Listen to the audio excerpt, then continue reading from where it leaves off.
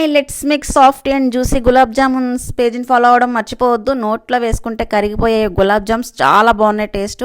ఇవి ఎలా చేసుకోవాలో ఇప్పుడు చూసేద్దాం. దీనికోసం ఆ బౌల్ తీసుకొని గులాబ్ జామ్ మిక్స్ పౌడర్ని వేసుకొని ఈ పౌడర్లోనే కొంచెం కొంచెం నీళ్ళని కూడా పోసుకుంటూ ఒక పిండి ముద్దలా కలుపుకోవాలి సాఫ్ట్గా. ఇక్కడ నేను చూపిస్తున్నట్టుగా ఇలా కలుపుకున్న పిండిలోంచి కొంచెం కొంచెం పిండిని తీసుకొని చిన్న చిన్న బాల్స్లా చేసుకొని మొత్తం పిండి మొత్తాన్ని కూడా బాల్స్లా చేసి పక్కన పెట్టేసుకొని ఇప్పుడు పంచదార పాకం కోసం స్టవ్ మీద గిన్నెని పెట్టి ఇందులోనే పంచదారను కూడా వేసుకొని నీళ్లు కూడా పోసి కరిగేంత వరకు స్టవ్ని మీడియం ఫ్లేమ్లో పెట్టి కరిగించుకొని షుగర్ సిరప్ తయారు చేసుకున్న తర్వాత ఇందులోనే ఎలాచీ పౌడర్ కూడా వేసి ఈ షుగర్ సిరప్ పక్కన పెట్టేసుకొని డీప్ ఫ్రైకి సరిపడా ఆయిల్ పెట్టి ఆయిల్ హీట్ అయిన తర్వాత ఈ గులాబ్ జామ్స్ మొత్తం కూడా వేసుకొని స్టవ్ని లో ఫ్లేమ్లో ఉంచి గోల్డెన్ బ్రౌన్ కలర్ వచ్చేంత వరకు ఫ్రై చేసుకున్న తర్వాత ముందుగా తయారు చేసుకున్న షుగర్ సిరప్లో వేసేసుకొని ఒకసారి 3 గంటల తర్వాత సర్వ్ చేసుకుంటే soft and juicy gulab jamuns ready.